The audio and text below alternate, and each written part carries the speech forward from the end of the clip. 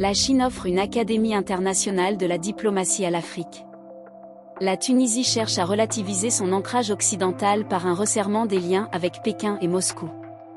Le ministre chinois des Affaires étrangères n'a pas dérogé à la tradition. Comme chaque année, depuis 1991, il a consacré sa tournée de janvier au continent africain.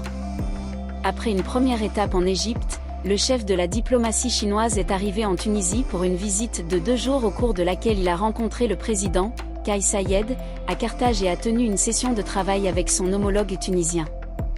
Les 3 dirigeants ont participé à l'inauguration de la toute nouvelle Académie internationale de la diplomatie de Tunis, un complexe flambant neuf, financé par un don chinois de 21,3 millions d'euros et destiné à la formation des futurs diplomates africains.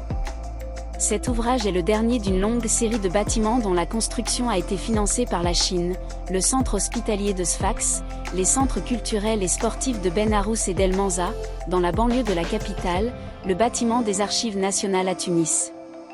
La Tunisie, pays traditionnellement proche de l'Europe et des États-Unis, représente un fort potentiel pour les « nouvelles routes de la soie » chinoises. Pékin a notamment des visées sur le port de Bizerte et a manifesté son intérêt pour un projet de port en eau profonde à Amphida, au sud de Tunis. Au-delà de ces infrastructures, la stratégie d'influence chinoise s'est étoffée ces dernières années avec l'ouverture d'un institut Confucius à Tunis en 2018.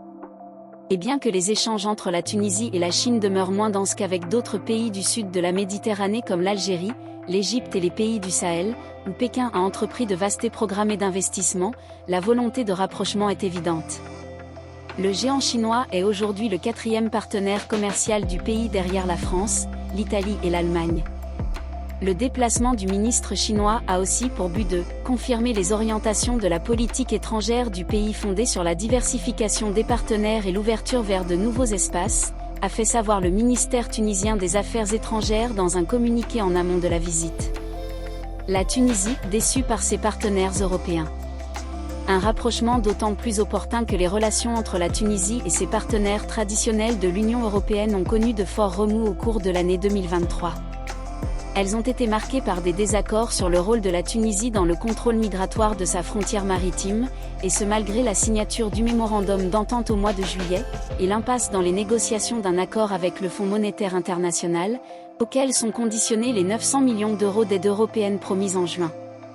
Fin décembre, le ministre russe des Affaires étrangères, Sergueï Lavrov, s'était lui aussi rendu dans la capitale tunisienne, prônant un renforcement de la coopération dans les domaines de l'agriculture, les céréales, l'énergie, le tourisme, la coopération culturelle et scientifique et les échanges étudiants. Il a aussi promis une augmentation de l'approvisionnement en céréales pour Tunis alors que ce dernier a triplé ses importations d'hydrocarbures depuis la Russie en 2023.